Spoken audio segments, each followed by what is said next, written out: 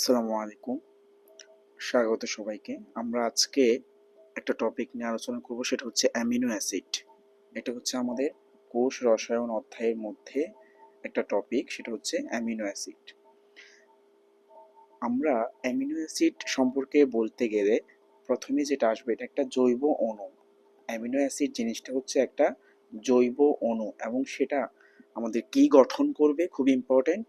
আমরা অনেকগুলো amino acid মিলে প্রোটিন তৈরি করে, এটা অনেকেই জানি আমরা, তাই না? তাহলে আমাদের প্রোটিনের গাঠনিক উপাদান হচ্ছে আমাদের অ্যামিনো অ্যাসিড। প্রোটিনের গাঠনিক উপাদান হচ্ছে আমাদের এই অ্যামিনো অ্যাসিড। এই জিনিসগুলো আমাদের জানতে হবে।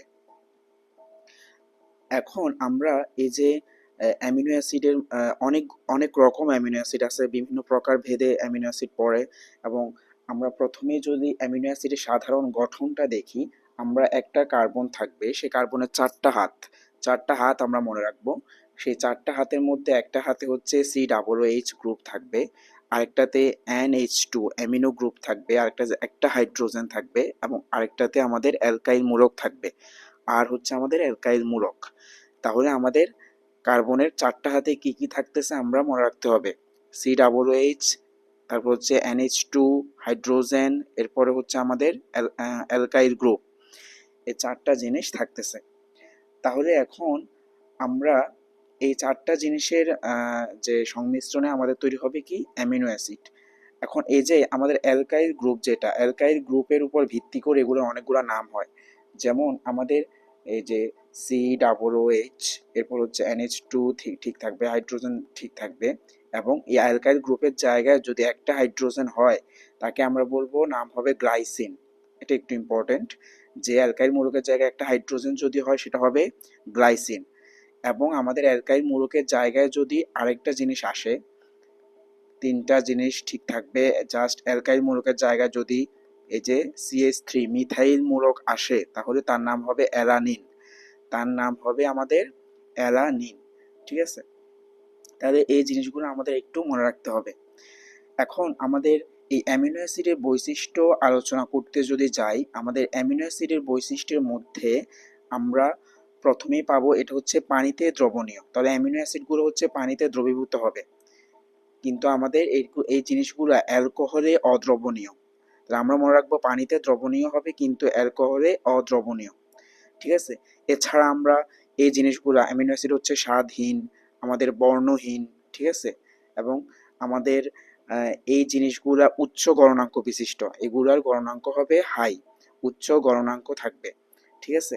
এছাড়া আমরা এখানে খুব ইম্পর্টেন্ট যেটা, যে আমাদের জুইটার আয়ন। ঠিক আছে? জুইটার আয়ন নামে একটা কথা, সেটা ইম্পর্টেন্ট। সেটা কি? সেটা হচ্ছে আমাদের অ্যাসিড, অ্যাসিডের সাথে আমরা ক্ষার বিশিষ্ট অ্যামিনো অ্যাসিড। ঠিক আছে? অ্যাসিডের সাথে আমাদের ক্ষার বিশিষ্ট ক্ষার বিশিষ্ট অ্যামিনো অ্যাসিডের যে মিশ্রণ, ক্ষার বিশিষ্ট অ্যামিনো অ্যাসিডের মূলককে আমরা বলবো হচ্ছে জুইটার আয়ন। তাহলে দুইটা জিনিসের সংমিশ্রণে আমরা আমরা কি পাবো? জুইটার আয়ন।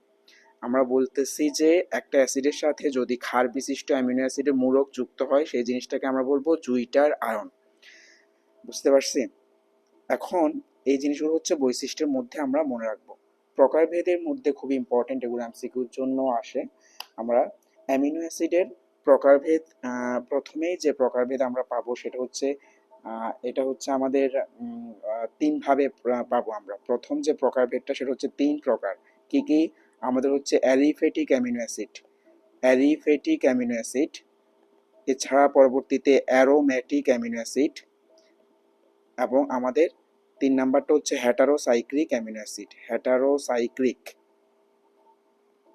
তাহলে প্রথম প্রকারভেদে হচ্ছে আমরা পাচ্ছি তিন প্রকার। এখন অ্যালিফেটিক অ্যামিনো অ্যাসিডের যে প্রকারভেদে আমরা মনে রাখবো তিনটা। একটা হচ্ছে আমাদের গ্লাইসিন, আমরা মনে রাখবো গ্লাইসিন। এরপর হচ্ছে আমাদের অ্যালানিন, অ্যালানিন, এবং হচ্ছে আমাদের ভ্যালিন।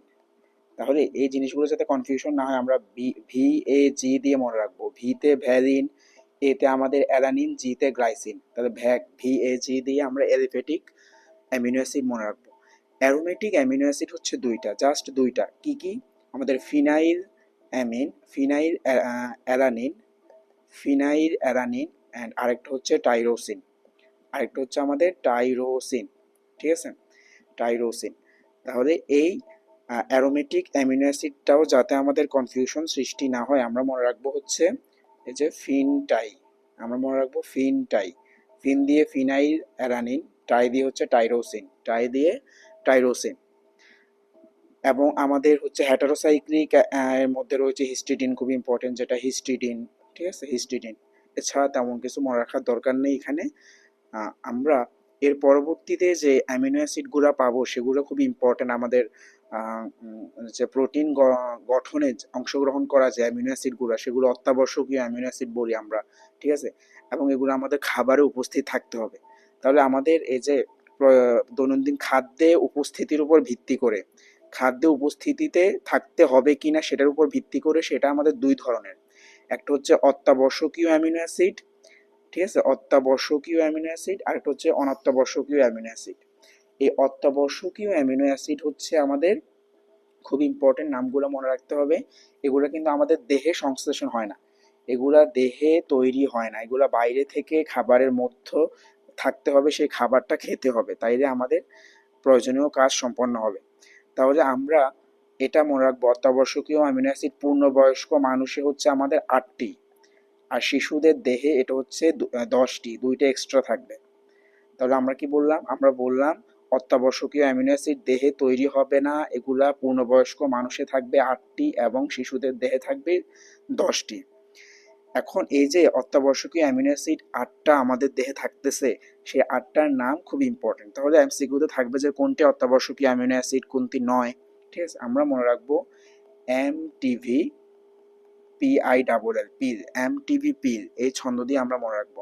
তাহলে আমাদের এম দিয়ে হচ্ছে ম্যাথিওনিন, আমাদের এম দিয়ে হচ্ছে ম্যাথিওনিন, টি দিয়ে দুইটা আসবে, টি দিয়ে হচ্ছে আমাদের ট্রিপ্টোপ্যান, টি দিয়ে হচ্ছে আমাদের ট্রিপ্টোপ্যান, এবং হচ্ছে থ্রিওনিন, থ্রিওনিন, টি দিয়ে থ্রিওনিন, টি দিয়ে ট্রিপ্টোপ্যান।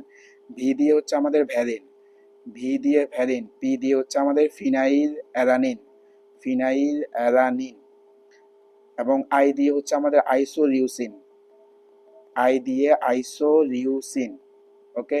এরপর হচ্ছে এল দিয়ে হচ্ছে লাইসিন, এল দিয়ে লাইসিন, আরেকটা এল দিয়ে লিউসিন, লিউসিন। তাহলে আমরা এই 8টা অ্যামিনো অ্যাসিড এই ছন্দ দিয়ে মনে রাখবো, এমটিভি ফিল, মিথিওনিন, ট্রিপ্টোফ্যান, তারপর হচ্ছে থ্রিওনিন, এরপর হচ্ছে ভ্যালিন, আমাদের ফিনাইল অ্যালানিন, এরপর হচ্ছে আইসোলিউসিন, লাইসিন, লিউসিন, ঠিক আছে। এগুলো হচ্ছে আমাদের পূর্ণবয়স্ক মানুষের যে 8টা থাকে সেই 8টার কথা বললাম। এখন আমরা বলতেছি যে শিশুদের দেহে কিন্তু আরো এক্সট্রা দুইটা থাকে, সেই এক্সট্রা দুইটা কি, একটা হচ্ছে আমাদের আর্জিনিন, আর্জিনিন, আরেকটা হচ্ছে আমাদের হিস্টিডিন, হিস্টিডিন, ঠিক আছে।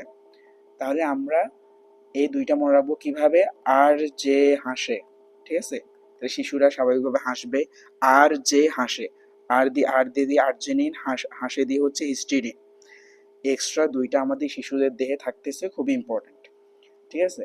এখন এই যে অ্যামিনো অ্যাসিডের কাজ, আমরা যদি অ্যামিনো অ্যাসিডের কাজে যাই, আমরা প্রথম কথা হচ্ছে, এটা আমরা প্রথমেই বলেছি প্রোটিনের গাঠনিক উপাদান হিসেবে কাজ করে অ্যামিনো অ্যাসিডগুলো। তাহলে প্রথম কাজ হচ্ছে এটা প্রোটিন তৈরি করবে আমাদের, তাই না, প্রোটিন তৈরি করবে। এছাড়া এটা আমাদের কিছু ভিটামিন তৈরিতে সাহায্য করে, আমাদের কিন্তু কিছু এনজাইম তৈরিতে সাহায্য করে, অ্যান্টিবডি তৈরিতে সাহায্য করে, তাহলে অনেকগুলা জিনিস তৈরিতে সাহায্য করতেছে। খুব ইম্পর্টেন্ট যেটা, সেটা হচ্ছে আমাদের ইউরিয়া সংশ্লেষণ করতে, ইউরিয়া সংশ্লেষণে আমাদের অ্যামিনো অ্যাসিড সাহায্য করে, ঠিক আছে। এছাড়া আমাদের যে চুল এবং চোখে আমাদের একটা স্তর হচ্ছে কোরাকয়েড স্তর, ঠিক আছে, চুল এবং আমাদের চোখের কোরাকয়েড স্তরে, কোরাকয়েড স্তরে যে বিদ্যমান আমাদের একটা রঞ্জক, ঠিক আছে, একটা রঞ্জক, যে রঞ্জকের কারণে আমাদের চুলের রং কালো, আমাদের চামড়ার রং কালো হয় অনেকের, সেটা হচ্ছে মেলানিন, ঠিক আছে। তো চুল এবং চোখের কোরাকয়েড স্তরে যে মেলানিন আছে, সেই মেলানিন সৃষ্টিতে আমাদের সাহায্য করবে এই অ্যামিনো অ্যাসিডগুলো। এছাড়া আমাদের অ্যামিনো অ্যাসিড হচ্ছে রোগ প্রতিরোধ ক্ষমতা বাড়াবে, ঠিক আছে। মোটামুটি ইম্পর্টেন্ট কাজগুলো আমরা মনে রাখবো, তাহলে এমসিকিউ আমাদের সহজ হবে, আমরা এমসিকিউতে সঠিকভাবে আনসার করা যাবে। এই